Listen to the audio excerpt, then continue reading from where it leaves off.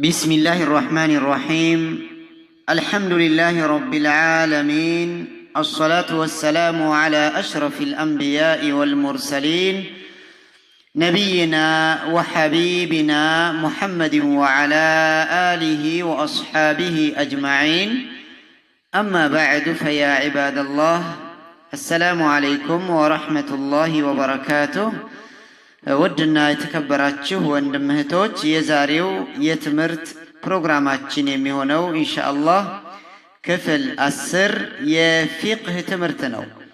መንሃጁ ሳሊኪን ወተውዲሑል ፊቅህ ፊዲን ከሚለው ኪታብ ላይ ባለፈው ደርሳችን ላይ በክፍል 9 ያየነው ባቡ ተየሙም ብለን ሁለተኛውን የጧሃራ ማድረጊያ ክፍል አይተናል።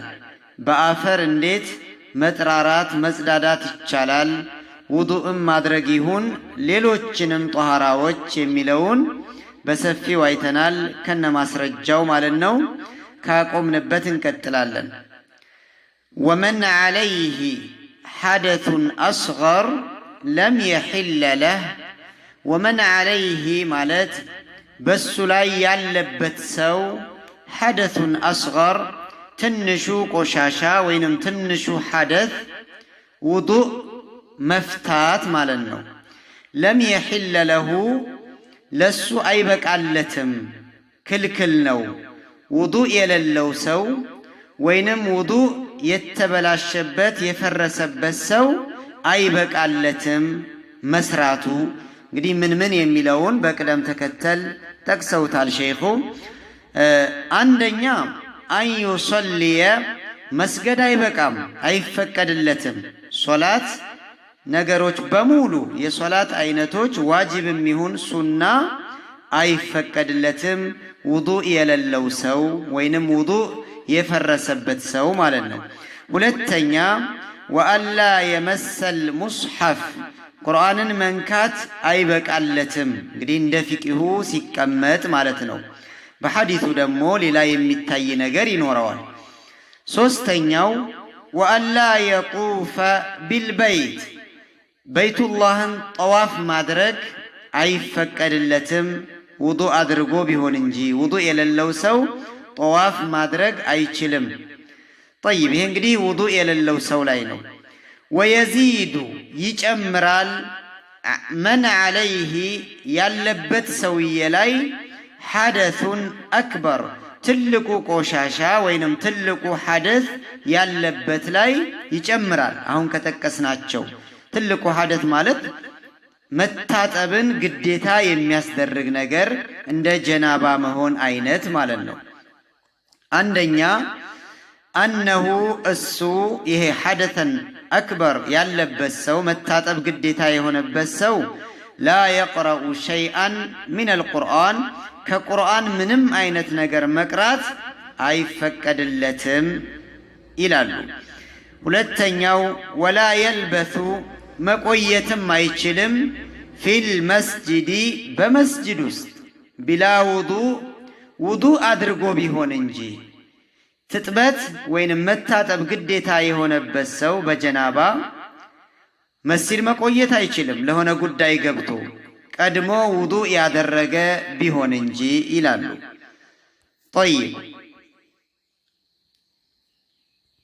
አሁንም ወተዚዱል ሐኢዱ ወኑፈሳ ሐይድ ያለባት ሴትና የወር አበባ ማለት ነው።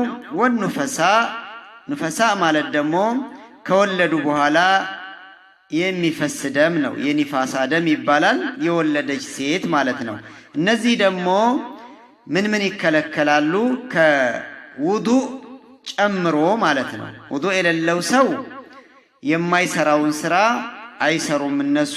ተጨማሪ ደግሞ ምን አላቸው?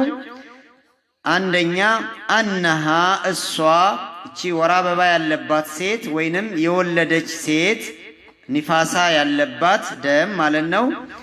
አነሃ እሷ ላ ተሱም መጾም አችልም፣ ጾምም ትከለከላለች ማለት ነው። ሁለተኛ ወላ የሒሉ ወጥኡሃ ወላ የሒሉ አይፈቀድም አይበቃም፣ ወጥኡሃ እሷን መገናኘት ባሏጋ ማለት ነው። ወር አበባ ያለባት ሴትና የዊላዳ ደም ያለባት ሴት አይፈቀድም ማለት ነው።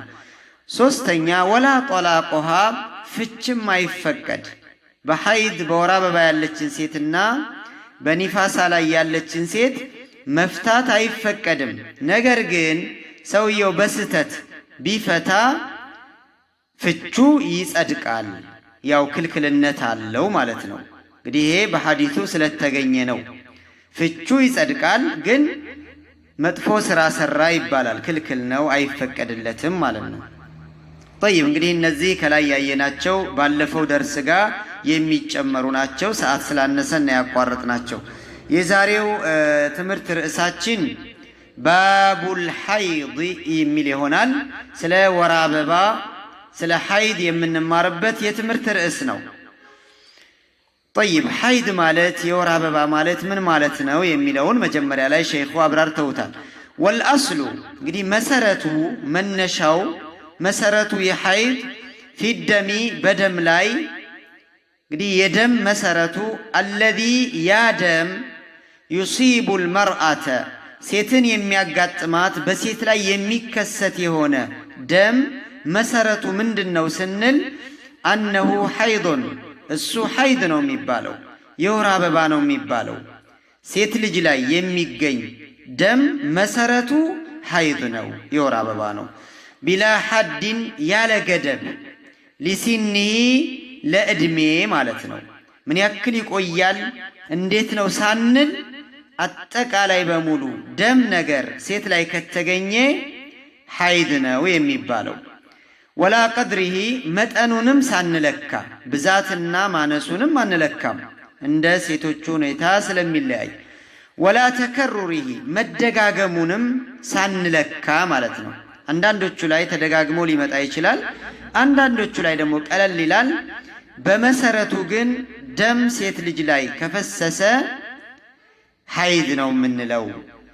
ኢላ ይላል እንግዲህ አሁን የሚወጡ ነገሮች አሉ፣ አሁን ልንማር ነው። ኢላ ኢን አጥበቀ ደሙ ዐለል መርአቲ፣ ኢላ ኢን አጥበቀ ደሙ ማለት ያ ደም ሴትየዋ ጋር ከዘወተረ ሲቀር እንጂ ዘውታሪ ከሆነባት።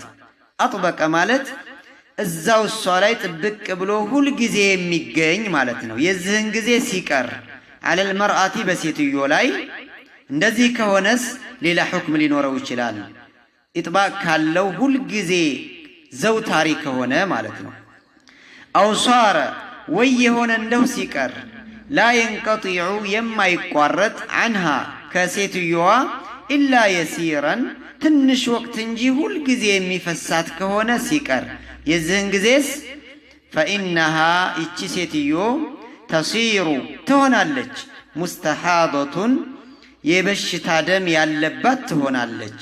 ከሐይድ ሕክሙ ውሳኔው ይወጣል። ይሄ ነው እንግዲህ ሐይድ የማያስብለው እንጂ አለበለዛ ደም ከሴሊ ከፈሰሰ በመሰረቱ ሐይድ ነው የሚባለው። ሁል ጊዜ የሚፈሳት ከሆነ ወይንም ደግሞ የማይቋረጥ ከሆነ ለትንሽ ጊዜ የዚህን ጊዜ የበሽታ ደም ይዟታል እንላለን። ጠይብ በምን ትለየዋለች ስንል የወር አበባውንና የበሽታ ደም መሆኑን እንዴት ይለያል የሚለው ደግሞ ተቀምጧል። ፈቀድ አመረሃ ነቢዩ ሰለላሁ ዐለይሂ ወሰለም መልእክተኛው በጊዜያቸው እንደዚህ ችግር ያጋጠማቸውን ሴቶች አዘዋታል። አንተ ጅሊሰ እንድትቀመጥ የማይፈቀዱ ነገሮችን የወር አበባ ሁኖ ሳትሰራ እንድትቀመጥ አዘዋታል።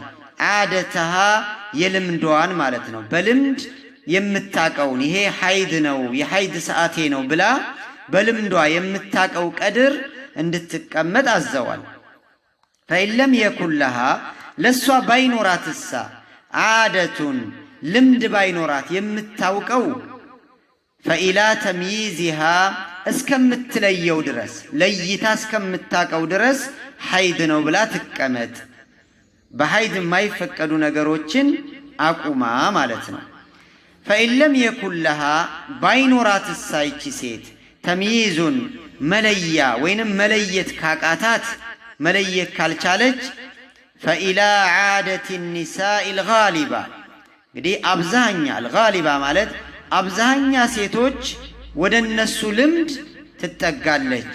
ብዙ ሴቶች የሚሆኑት ሐይድ ምን ያህል ጊዜ ነው የሚለውን ወደዛ ትሄዳለች ማለት ነው። ምን ያክል ነው እንግዲህ ዑለማዎቹ አስቀምጠዋል። ተከታትለው ተተቦ አድርገው ሲተቲ አያም 6 ቀን አው 7 ወይ 7 ቀን ሊሆን ይችላል ተብሎ የተቀመጠ ስላለ ወደ እነዛ ትሄዳለች ማለት ነው። ወላሁ አዕለም። እንግዲህ አላህ የበለጠ ያወቀ ነው ከዚህ በላይ። ይህን እንግዲህ ልብ ብላችሁ ተከታትላችሁ ኢንሻአላህ በዚህ መልኩ ልትሄዱ ትችላላችሁ። ባረከላሁ ፊኩም። ወሰላሙ አለይኩም ወረሕመቱላሂ ወበረካቱ።